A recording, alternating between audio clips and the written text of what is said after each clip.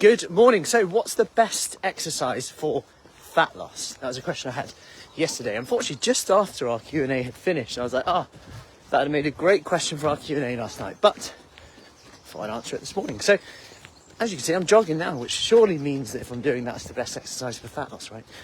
Not necessarily. So fat loss, remember, let's go back to it. Calories in, calories out. So to lose body fat, let's talk about 1 pound. In 1 pound of fat, there is 3,500 calories, okay? 3,500 calories. So what that means is, to lose a pound of fat, I need to be in a deficit, aka my expenditure, my calorie expenditure, what I'm using to survive, to exercise, to think, all my movement, to sleep, you name it, we're always burning calories, needs to be 3,500 calories less than what I put in. And as you can tell, that makes gaining a pound of fat in a day really hard. That would be like overeating by 3,500 calories and not moving. And losing a pound of fat in a day, quite difficult. And I want to give you that perspective, because when the scale jumps up a pound, you can now see, well, it's not going to be body fat. Let's get back to it. Over time that counts, averages that count. So going back to exercise, you might go, well, what burns the most calories? Well, cardio will burn the most calories during exercise.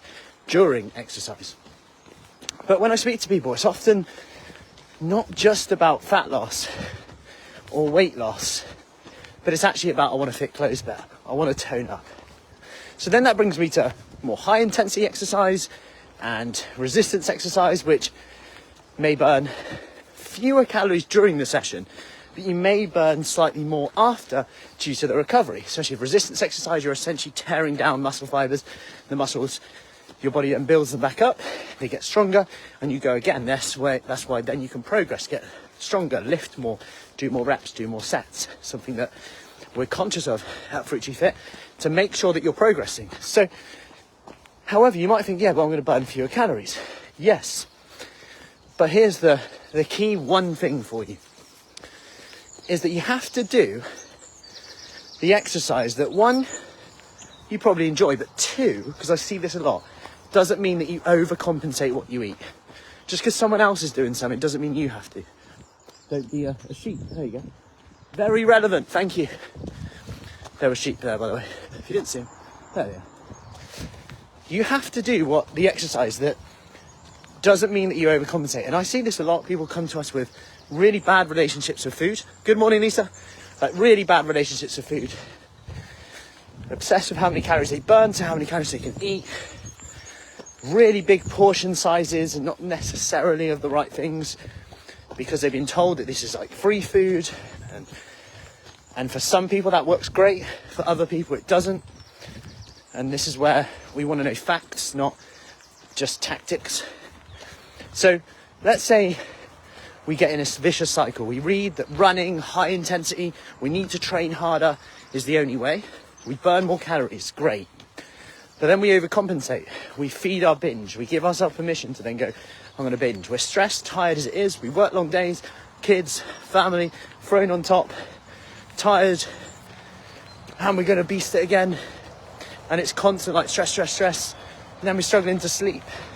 And I'm tired, need more caffeine, snacks, hunger levels higher, beast it harder because I'm not losing weight, more tired. And can you see this vicious cycle going on? And sometimes we actually just need to take a moment and go, okay, if this is not working right now, where's my daily activity like? What's my step count like? Take a step back. If I train in a certain way, does it make me hungrier? Is it a lack of planning? Am I not planning my meals? Therefore, by not planning my meals, I then catch myself out. So I'm all of a sudden starving when I've stopped looking after everyone else. And then all of a sudden I'm like, so I need something quick and easy, which I get. And I shared a quick stir fry recipe the other day. If you want that, just comment below, stir fry. Really easy. And then one of those frozen dishes, like frozen kedgeree it was. £2 a portion, 300 calories, 18 grams of protein, done in like 4 minutes. Not perfect, but for those moments might be good. Because remember, it's the calorie deficit that counts. So if you're in that cycle of like, work harder, more HIIT, more high intensity, work harder, stressed, tired, don't sleep, and you're not seeing results, my advice would be to, if you're not already, track your food intake.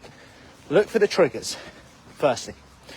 Secondly, don't be afraid to work at 80%. You'll be surprised that actually sometimes working at 80% for a few days, having a bit of a deload, might, with your exercise, don't tell your boss I said work. Oh, Matt said work at 80% today at work, because it will help my fat loss. Anyway, because you might just find that you recover better. Because if we're not recovering well, something's going to give here. If we're constantly beating, we're more likely to get injured. And don't underestimate the power of just going for a walk. If you're really like, oh, I'm not feeling it today. Know your body, of course, because at the same time, it's easy to talk ourselves out of it, right? We're a bit tired. A bit tired today. But when you do it, you feel so much better after.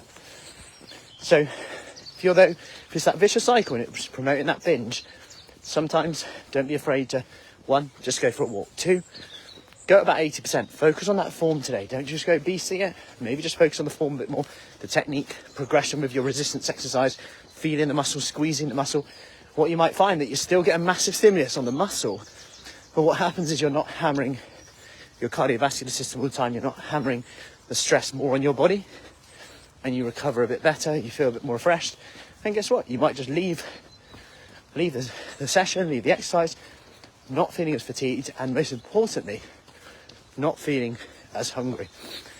So if I was to sum that up in one line to save you a lot of time, it would be do the exercise that, in terms of fat loss, doesn't make you starving hungry, and one that will change your body shape. So for me, slow jogs, resistance exercise, walks, they're probably going to have the best effect for me. But that's me. Some people go for a long run, blunts their hunger. Some people go for a long run, they're starving.